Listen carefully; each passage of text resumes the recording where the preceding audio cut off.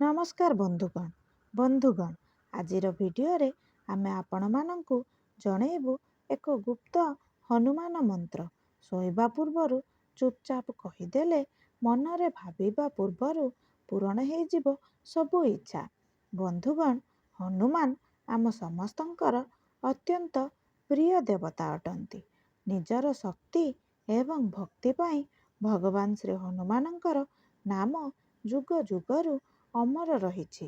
ଭଗବାନ ହନୁମାନଙ୍କୁ ପବନ ପୁତ୍ର, ବଜରଙ୍ଗ ବାଲି, କେଶରୀ ନନ୍ଦନ, ସଙ୍କଟ ମୋଚନ, ମହାବୀର ଇତ୍ୟାଦି ନାମରେ ଆମେ ଡାକିଥାଉ। ଭଗବାନ ଶ୍ରୀ ହନୁମାନଙ୍କ ମାତାଙ୍କ ନାମ ଅଞ୍ଜନା, ଯିଏକି ଗୌତମଙ୍କର ପୁତ୍ରୀ ଅଟନ୍ତି। ତାଙ୍କ ପିତା ବାୟୁ ଦେବତା ଅଟନ୍ତି। ଏଥିପାଇଁ ତାଙ୍କୁ ଅଞ୍ଜନା ପୁତ୍ର କିମ୍ବା ପବନ ପୁତ୍ର କୁହାଯାଏ। ଭଗବାନ ଶ୍ରୀରାମଙ୍କୁ ହନୁମାନ ବହୁତ ପ୍ରିୟ ଅଟନ୍ତି। ଭଗବାନ ଶ୍ରୀରାମ ତାଙ୍କ ଉପରେ ବହୁତ ଅଧିକ ବିଶ୍ୱାସ କରୁଥିଲେ। ହନୁମାନ ଭଗବାନ ଶ୍ରୀରାମଚନ୍ଦ୍ରଙ୍କର ପ୍ରିୟ ଭକ୍ତ ଅଟନ୍ତି ଏବଂ ତାଙ୍କର ପ୍ରତ୍ୟେକ ଆଜ୍ଞାର ପାଳନ କରନ୍ତି। ହନୁମାନଙ୍କୁ କେତେ ଦେବତାଙ୍କ ଠାରୁ ଅନେକ ବରଦାନ ପ୍ରାପ୍ତ ହୋଇଥିଲା। ସୂର୍ଯ୍ୟ ଦେବତା ହନୁମାନଙ୍କୁ ନିଜର ତେଜର ଗୋଟିଏ ଅଂଶ ଦେଇ ତେଜବାନ, ବୁଦ୍ଧିବାନ ହେବା ସହିତ କୁଶଳୀ ହେବା ପାଇଁ ମଧ୍ୟ ବରଦାନ ଦେଇଥିଲେ।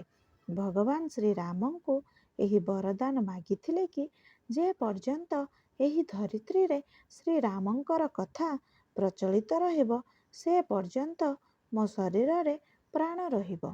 ଏହି କାରଣରୁ ଭଗବାନ ହନୁମାନ ଯୁଗ ଯୁଗ ଧରି ଅମର ରହିବେ। ଏଥିପାଇଁ ଭଗବାନ ହନୁମାନ ନିଜ ସହିତ ଚିରଞ୍ଜୀବୀକୁ ନେଇଯାଇଥିଲେ। ରାମାୟଣ ଏବଂ ଅନ୍ୟ ଧର୍ମ ଗ୍ରନ୍ଥରେ ଭଗବାନ ଶ୍ରୀ ହନୁମାନଙ୍କର ପରାକ୍ରମର ଅନେକ କଥା ଲେଖାଯାଇଛି। ଗଦା ହନୁମାନଙ୍କର ଅସ୍ତ୍ର ଅଟେ ଏବଂ ମଙ୍ଗଳବାର, ଶନିବାର ଭଗବାନ ଶ୍ରୀ ହନୁମାନଙ୍କର ପ୍ରିୟ ବାର ଅଟେ। ଏହି ଦୁଇଟି ବାର ଭଗବାନ ଶ୍ରୀ ହନୁମାନଙ୍କର ଉପାସନାର ବାର ଅଟେ।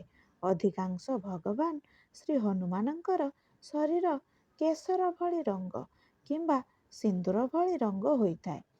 ଭଗବାନ ଶ୍ରୀ ହନୁମାନ ଆମକୁ ଭୂତ, ପିଶାଚ ତଥା ରାକ୍ଷସ ଭଳି ହାନିକାରକ ଠାରୁ ବଞ୍ଚେଇଥାନ୍ତି।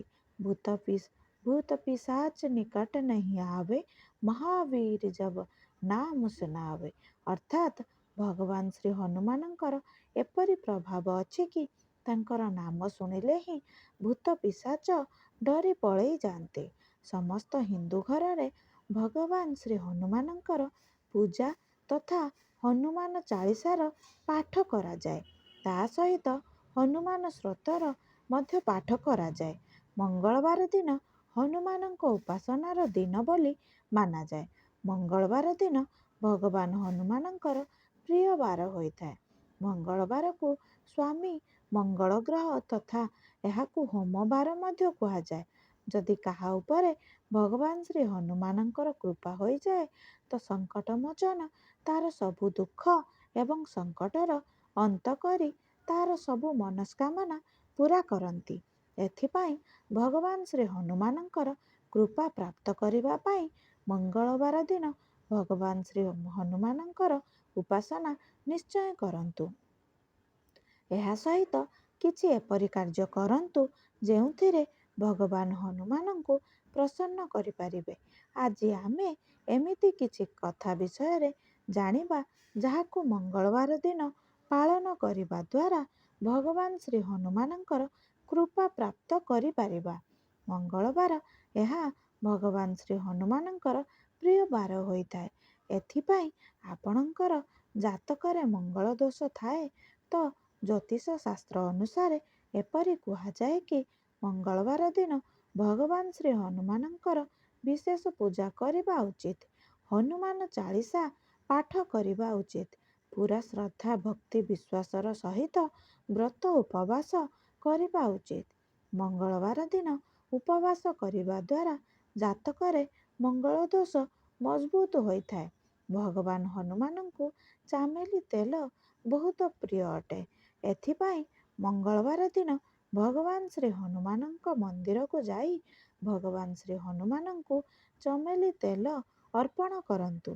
ଆପଣଙ୍କ ଜାତକରେ ମଙ୍ଗଳ ଦୋଷର କୁପ୍ରଭାବ କମ୍ ହୋଇଯାଇଥାଏ। ତା ସହିତ ଭଗବାନ ଶ୍ରୀ ହନୁମାନଙ୍କର କୃପା ପ୍ରାପ୍ତ ହୋଇଥାଏ। ଭଗବାନ ଶ୍ରୀ ହନୁମାନଙ୍କୁ ଗୁଡ଼ ଚିନି ସହିତ ପାନ ମଧ୍ୟ ଚଢ଼ାନ୍ତୁ। ଲାଲ କିମ୍ବା କେଶରୀ ରଙ୍ଗ ଭଗବାନ ଶ୍ରୀ ହନୁମାନଙ୍କର ବହୁତ ପସନ୍ଦ। ଏହା ସହିତ ଏହାର ସମ୍ବନ୍ଧ ମଙ୍ଗଳ ଗ୍ରହ ସହିତ ରହିଛି। ଏଥିପାଇଁ ମଙ୍ଗଳବାର ଦିନ ବିଶେଷ ରୂପେ ଲାଲ ରଙ୍ଗ ଧାରଣ କରିବା ଉଚିତ ଏବଂ ଲାଲ ରଙ୍ଗର ବସ୍ତୁ ଦାନ କରିବା ଉଚିତ। ଲାଲ ରଙ୍ଗର ବସ୍ତୁ ଏବଂ ମସୁର ଡାଲିର ଦାନ କରିବାକୁ ଶୁଭ ମନାଯାଏ। ମାନସିକ ଚିନ୍ତାକୁ ଦୂର କରିଥାଏ। ମଙ୍ଗଳ ଦୋଷ କାରଣରୁ ବୈବାହିକ ଜୀବନରେ ଆସୁଥିବା ସମସ୍ୟାକୁ କମ୍ କରିଥାଏ। ଭଗବାନ ଶ୍ରୀ ହନୁମାନଙ୍କ ମନ୍ଦିରକୁ ଯାଇ ଲାଲ ଫୁଲ ଅର୍ପଣ କରନ୍ତୁ। ଏହାଦ୍ୱାରା ଭଗବାନ ଶ୍ରୀ ହନୁମାନଙ୍କର କୃପା ପ୍ରାପ୍ତ ହୋଇଥାଏ। ମଙ୍ଗଳ ଗ୍ରହର କୁଦୃଷ୍ଟି ଜମି ସମ୍ବନ୍ଧିତ କାର୍ଯ୍ୟରେ ବିଶେଷ ପ୍ରଭାବ ପକାଇଥାଏ। ଏହି କୁଦୃଷ୍ଟିକୁ କମ୍ କରିବା ପାଇଁ ଭଗବାନ ଶ୍ରୀ ହନୁମାନଙ୍କର ଶରଣ ପଶନ୍ତୁ। ପ୍ରତ୍ୟେକ ମଙ୍ଗଳବାର ଦିନ ଭଗବାନ ଶ୍ରୀ ହନୁମାନଙ୍କୁ ସିନ୍ଦୁର ଦେଇ କେଶରୀ ରଙ୍ଗର ଫୁଲ ଅର୍ପଣ କରନ୍ତୁ। ଏହା ସହିତ ରାହୁ ଏବଂ କେତୁଙ୍କ କୁଦୃଷ୍ଟିରୁ ବଞ୍ଚିପାରିବେ। ପ୍ରତ୍ୟେକ ମଙ୍ଗଳବାର ଦିନ ଭଗବାନ ଶ୍ରୀ ହନୁମାନଙ୍କର ଉପାସନା କରିବା ପରେ ଭଗବାନ ଶ୍ରୀ ହନୁମାନ କିମ୍ବା ମଙ୍ଗଳ ଗ୍ରହଙ୍କର ଏହି ମନ୍ତ୍ରକୁ ଜପ କରନ୍ତୁ। ଓମ୍ ଶ୍ରୀ ହନୁମନ୍ତାୟ ନମଃ ତଥା ଓମ୍ କ୍ରିಂ କ୍ରିಂ କ୍ରିಂ ସୋ ଭୌମାୟ ନମଃ।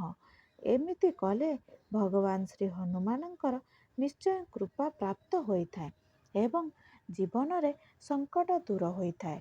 ବନ୍ଧୁଗଣ, ଯଦି ଏହି ଭିଡ଼ିଓଟି ଭଲ ଲାଗିଲା ତେବେ ଗୋଟିଏ ଲାଇକ୍ କରିବା ସହିତ ଏହାକୁ ସେୟାର କରିଦିଅନ୍ତୁ। ଏମିତି ନୂଆ ନୂଆ ଭିଡ଼ିଓ ଦେଖିବା ପାଇଁ ଆମ ଚ୍ୟାନେଲକୁ ସବସ୍କ୍ରାଇବ୍ କରିଦିଅନ୍ତୁ ଏବଂ ପାଖରେ ଥିବା ବେଲ୍ ଆଇକନ୍ ନିଶ୍ଚୟ ଦବାଇ ଦିଅନ୍ତୁ।